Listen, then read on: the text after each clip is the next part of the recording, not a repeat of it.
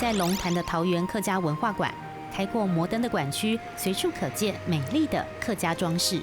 如果你们想多了解客家文化呢，就跟着我斗堂斗宽，斗堂斗宽，多听多看，斗堂斗宽。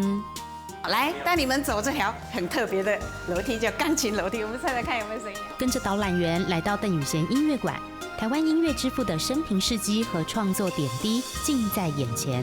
创作的时间只有短短的7年，可是创作的曲目呢有这么的多哈，表示你看当时创作者的对音乐的深入的了解，还有他所创作出来的旋律呢是非常吸引人的，可以传唱到现在。钟兆镇文学馆里展示大师的著作和手稿，38本全集叠起来，和钟老先生一样高。由此可见，他对台湾文学的贡献。那他出版的，刚刚跟你们介绍的有《鲁冰花》，还有《原乡人》。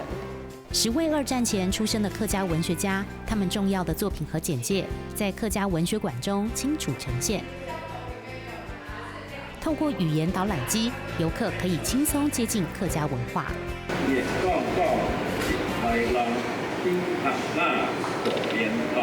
我要打哪里呢？知不知道？对，中间这一颗叫什么？所以叫罗什么？罗旗。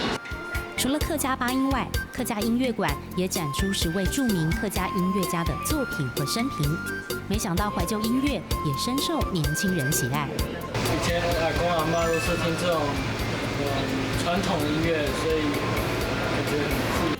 在这里缅怀早期客家的音乐和文学，那些岁月留下的美好，不该被世人遗忘。上课喽！